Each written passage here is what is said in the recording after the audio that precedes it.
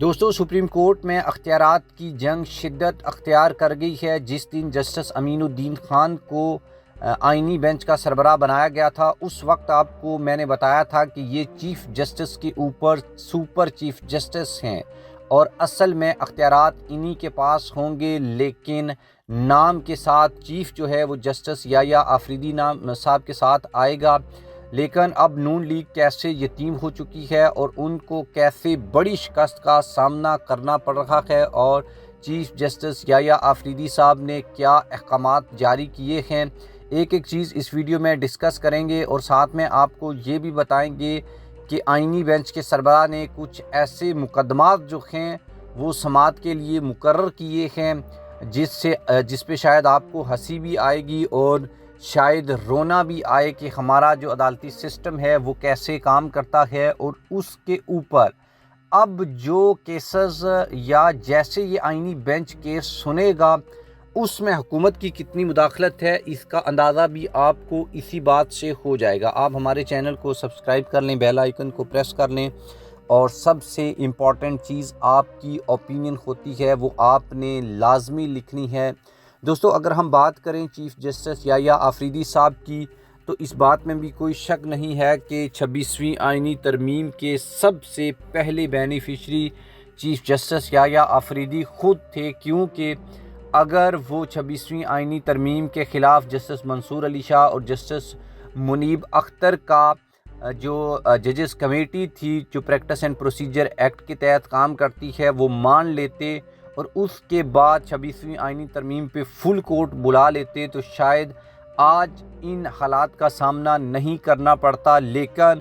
اس چیز کو اگر مانا جائے اور 26ویں آئینی ترمیم کو اڑا دیا جائے تو پھر جسٹس منصور علی شاہ چیف جسٹس بنتے ہیں اور چیف یحییٰ آفریدی بھی چیف جسٹس بنیں گے اور فل اختیارات کے ساتھ چیف جسٹس بنتے، لیکن یہ 2027 میں بنتے۔ لیکن ابھی وہ چیف جسٹس بن گئے ہیں، لیکن وقت سے پہلے بن گئے ہیں، لیکن ان کے پاس کوئی اختیارات نہیں ہیں۔ ان کے اوپر ایک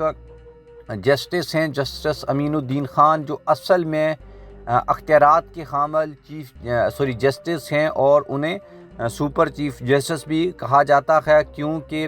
اس کے اوپر تو اب پوری کی پوری ڈاکومنٹریز بنی ہیں اور ریسرچ رپورٹس آئی ہیں جس میں ایک چیز کو الگ الگ کر کے بتایا گیا ہے کہ جسٹس امین الدین خان جو ہیں وہ کیسے جو ہیں وہ چیف جسٹس سے زیادہ طاقتور ہیں، اور اس کے اوپر ہم نے بھی آپ کو ویڈیوز بنا کر دی ہیں اور بتایا ہے کہ جسٹس امین الدین جو ہیں وہ جو آئینی بینچ ہے اس کی کمیٹی کے ممبر ہیں، اور اس طریقے سے وہ آئینی بینچ میں آل ان آل ہیں، اور ان کے ساتھ جن ججز کو شامل کیا گیا اس کے بعد وہ پریکٹس جو عام سپریم کورٹ ہے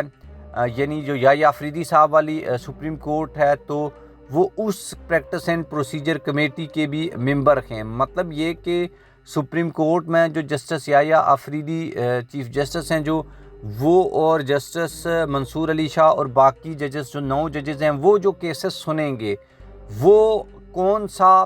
ٹیکس والا کیس، کون سا زمینوں کا کیس، کون سا قتل کا کیس، کون سا چوری کا کیس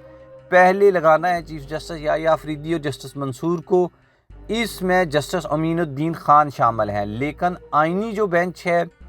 اس میں کون سا کیس لگانا ہے، اس میں نہ تو جسٹس منصور سے پوچھا جائے گا اور نہ جسٹس یحییٰ آفریدی جو ہیں ان سے پوچھا جائے گا۔ اچھا اب بات کر لیتے ہیں کہ ہوا کیا ہے۔ ہوا یہ ہے کہ جسٹس یحییٰ آفریدی صاحب نے کچھ دن پہلے یہ احکامات جاری کیے تھے کہ اوپن کورٹ جو ہے وہ ہوگی، مطلب یہ کہ لوگوں کے جو مقدمات ہیں وہ سنے جائیں گے، میڈیا کو آزادی ہوگی، لائیو ان کو چلایا جائے گا، اور اسد طور نے ایک دفعہ یہ ذکر کیا تھا کہ کچھ ججز نے یہ کوشش کی ہے جس میں جسٹس امین الدین بھی مبینہ طور کے اوپر شامل ہوں گے کہ میڈیا جو ہے اس کا داخلہ سپریم کورٹ میں بند کر دیا جائے۔ اچھا میڈیا کے ہونے سے کیا ہوتا ہے، ایک تو ججز کا مائنڈ سیٹ جو ہے وہ معلوم ہو جاتا ہے، ڈسکلوز ہو جاتا ہے، اس کے بعد لوگ یہ دیکھ رہے ہوتے ہیں کہ ریمارکس کیسے پاس کیے جا رہے ہیں، اور ان کو مطلب یہ کہ کیس سے پہلے ہی کیس کی جو نوعیت ہے اس کا علم ہو جاتا ہے، اور ہمیشہ وہ جج جو میرٹ کے اوپر فیصلے کرتے ہیں وہ اس چیز کو انکریج کرتے ہیں کہ میڈیا بھی ہونا چاہیے اور اوپن ٹرائل بھی ہونا چاہیے اور ساتھ میں جو ہے وہ لائیو بھی جانا چاہیے تاکہ لوگوں کو پتہ چلے کہ ہماری سپریم کورٹ میں کیا چل رہا ہے۔ تو اب جسٹس امین الدین خان جو ہیں اور ان کو جس خاص پرپس کے لیے الزام لگتا ہے کہ لایا گیا ہے تو ڈیفینیٹلی پھر ان کو تو یہ سوٹ نہیں کرے گا، تو اس لیے وہ ججز جو ہیں وہ انکار کر رکھے ہیں۔ اس کے اوپر میں آگے چل کر آپ کو بتاتا ہوں، لیکن چونکہ اب عدالت چلے گی کیسے، اس کا جو فریم ورک ہے وہ گورنمنٹ نے رکھ دیا ہوا ہے۔ وہ آپ نے ایک سنا ہوگا، پہلے آؤ پہلے پاؤ، مطلب یہ کہ جو پہلے مقدمات پٹیشن دائر ہوں گی تو وہ پہلے سنی جائیں گی۔ اس طریقے سے آپ جو ہے وہ ارجنٹ کسی معاملے پر آپ کو سپریم کورٹ کی رائے ہو تو اس میں حکومت کو ریلیف ملنے کا جو ہے وہ ایک تاثر رکھا گیا ہے۔ اور اب اسلام آباد میں سپریم کورٹ کے جو سربراہ ہیں انہوں نے عام انتخابات 2024 ری شیڈیول کرنے کی جو درخواست ہے اس کے اوپر سماعت کی ہے، سماعت کے لیے مقرر کی گئی ہے، اور جسٹس امین الدین خان کی سربراہی میں 6 رکنی بینچ کل یعنی آج جو ہے وہ اس کی سماعت کرے گا۔ ایکسپریس نیوز کے مطابق عام انتخابات 2024 ری شیڈیول کرنے کی درخواست سماعت کے لیے مقرر کر دی گئی ہے۔ درخواست میں انتخابات فروری سے مارچ کے پہلے ہفتے میں منتقل کرنے کی استدعا کی گئی ہے۔ یہ الیکشن 8 فروری کو ہو چکے ہوئے ہیں اور اس کے نتیجے میں فارم 47 کے اوپر یہ حکومت بھی بن چکی ہوئی ہے، اور اب ہمارا عدالتی سسٹم کا یہ اندازہ لگائیں کہ جو کام ہو چکا ہوا ہے اس کے اوپر جو درخواست ہے وہ سماعت کے لیے وہ کام ہونے کے 8 مہینے بعد یا 10 مہینے کے بعد جو ہے وہ سماعت کے لیے جو ہے وہ مقرر کی جا رہی ہے۔ اس کے علاوہ بیرون ملک کاروبار اور ساتھ رکھنے والے اراکین اسمبلی کی نااہلی، سرکاری افسران کی غیر ملکیوں سے شادی پر پابندی اور پی ڈی ایم حکومت میں ہونے والی قانون سازی جو ہے وہ کل عدم قرار دینے کی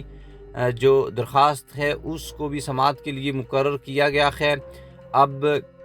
یہ دیکھنا باقی ہے کہ جس طریقے سے میرے خیال میں جو یہ پی ڈی ایم کی دور حکومت میں قانون سازی ہے اس کو تو جسٹس امین الدین خان جو ہے وہ کبھی بھی کالعدم قرار نہیں دیں گے، کیونکہ اس میں بڑی اہم قانون سازیاں ہیں۔ اس کے علاوہ جو ہے وہ قاضی فائز عیسیٰ کی بطور chief justice Balochistan high court تعیناتی کے معاملے پر بھی سپریم کورٹ نے ریاض حنیف راہی کی جو نظر ثانی کی درخواست ہے وہ سماعت کے لیے مقرر کی ہے۔ اس سے بھی آپ اندازہ لگائیں کہ کب جو ہیں وہ جسٹس قاضی فائز عیسیٰ بلوچستان ہائی کورٹ کے چیف جسٹس بنے تھے، پھر وہ سپریم کورٹ کے جسٹس بنے، پھر وہ جا کر آگے ہائی کورٹ سے سپریم کورٹ کے چیف جسٹس بنے، اور اس کے بعد وہ ریٹائر ہو کر گھر کو چلے گئے ہیں، اور آج ان کے پتہ نہیں کتنے سالوں کے بعد بطور chief justice Balochistan high court جو ہے اس کی تعیناتی کو چیلنج کیا گیا ہے۔ سابق چیف جسٹس ثاقب نثار کی سربراہی میں 3 رکنی بینچ نے تعیناتی کے خلاف درخواست جو ہے وہ خارج کی تھی، لیکن اب اس کی نظر ثانی جو ہے وہ جسٹس امین الدین خان سنیں گے، اور انہوں نے قاضی صاحب کے خلاف کیا فیصلہ دینا ہے، تو یہ بھی جو ہے وہ میرے خیال میں مذاق ہے، اس کے علاوہ کچھ بھی نہیں ہے۔